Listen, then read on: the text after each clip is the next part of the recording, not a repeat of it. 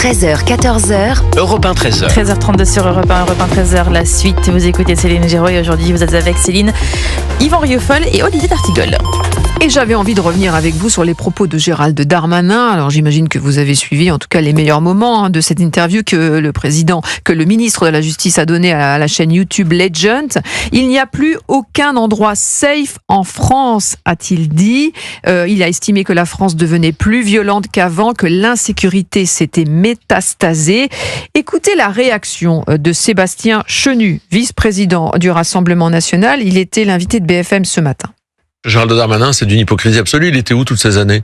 Il est ministre depuis combien de temps ? Il a été ministre du budget, c'est-à-dire qu'il pouvait lutter contre la fraude. Il a été ministre de l'Intérieur. Je crois que c'est celui qui a le plus régularisé. Il est garde des Sceaux, ministre de la Justice. Il est en échec sur un certain nombre de politiques, dont la lutte contre la drogue. Donc Gérald Darmanin est en train d'expliquer que ces échecs s'additionnent aujourd'hui à l'inaction de Bruno Retailleau pour déplorer un paysage dont il est l'acteur. Il n'est pas spectateur, Gérald Darmanin. Il est acteur. Il devrait commencer par s'excuser. Il devrait commencer par demander pardon aux Français de les avoir entraînés sur des voies sans issue. Quand il dit il n'y a plus une safe place, un endroit sûr dans notre pays, c'est son travail.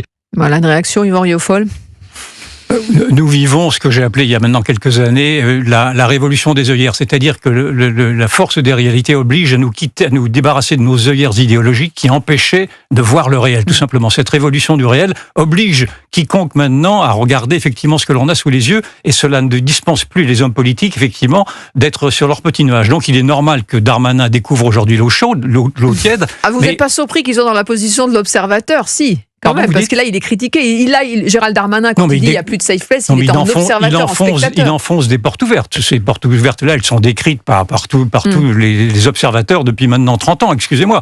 Et donc, il a même fait partie de ceux qui refusaient encore, il y a quelques années, je ne sais pas où il en est de son évolution, de faire un lien entre cette insécurité maintenant qui est partout et les phénomènes migratoires. Il disait, je le rappelle tout de même, c'était il y a 4 ou 5 ans, je suis à milieu de faire un lien entre l'insécurité et l'immigration. Or, il va bien falloir maintenant faire un bilan de ces 50 ans de social-démocratie, de société ouverte, de multiculturalisme, qui ont fait en sorte que cette France est devenue une France infernale, invivable, précisément à cause de ce que l'on ne veut pas nommer, c'est-à-dire d'une immigration. Il y a des causes diverses, mais enfin la cause principale est une immigration qui ne s'intègre plus. On y reviendra peut-être d'ailleurs avec le ministre de l'Intérieur. Et donc c'est ceci qu'il faut mettre en cause. Simplement, Darmanin décrit simplement un phénomène que tout le monde voit comme le nez au milieu de la figure, mais il ne va pas au bout de son raisonnement. Donc, aller au bout de son raisonnement, c'est de remettre en cause le monde politique auquel il appartient. Il fait qu'un constat, Olivier d'Artigol, je constate surtout une accélération du paysage de pré-campagne pour la présidentielle de 2027, puisque toutes les personnalités politiques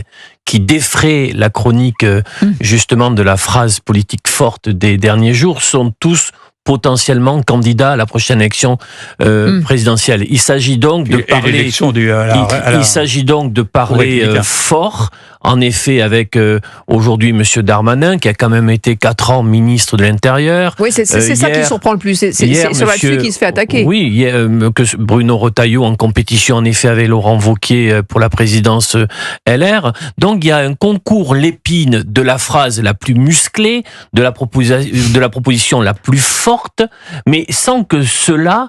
La parole n'est pas l'action politique. Le verbe politique semble remplacer l'action politique. Ce qui m'intéresserait de savoir, c'est, alors qu'on nous avait dit opération place nette, on nous dit aujourd'hui que plus rien ne peut être propre et net à l'échelle du territoire, mais face à ce constat désolant qu'on est en responsabilité depuis 2017, quelles sont les politiques publiques qui sont engagées? Mais c'est un ministre de la Justice qui joue au ministre de l'Intérieur. Oui, et là, il oublie qu'il a été ministre de l'Intérieur. L'argument a été développé. On peut pas. Mais simplement, le raisonnement de Darmanin est bloqué par sa propre idéologie, parce que tous ceux qui disent ceci, dans le fond, que la France est devenue une France invivable, que ce n'est pas un sentiment de sécurité, tous ces gens-là ont été qualifiés par Darmanin lui-même d'extrême droite. Et donc, il est obligé, s'il veut vraiment aller au bout de son raisonnement d'extrême droite, alors qu'ils n'ont rien d'extrême droite, ce sont simplement des gens réalistes. Donc, s'il veut aller au bout de son raisonnement et aller à la source, radicale de tous ces mots-là. Il est obligé d'aller sur les plates-bandes de ce qu'il appelle être l'extrême droite. Donc, il est obligé de se renier. Donc, il ne le fera pas. C'est pour ça que ce sont des paroles verbales, ce sont des mots de lancer en l'air, effectivement, pour alimenter peut-être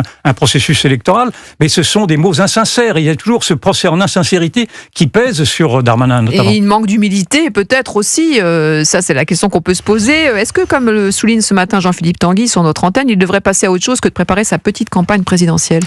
Oui, non, mais tout le monde prépare la petite campagne présidentielle. On avait compris qu'il pouvait y avoir un duo, un ticket Édouard Philippe, Gérald Darmanin. Je pense que ce duo a du plomb dans l'aile. Il y a tout récemment une phrase justement de Gérald Darmanin disant qu'il fait partie des possibles. L'axe régalien qu'on avait dit complémentaire avec Retailleau à Beauvau et Gérald Darmanin place Vendôme semble se fragiliser semaine après semaine, car monsieur Bruno Retailleau donne le sentiment depuis Beauvau que pas grand-chose n'a été fait avant lui.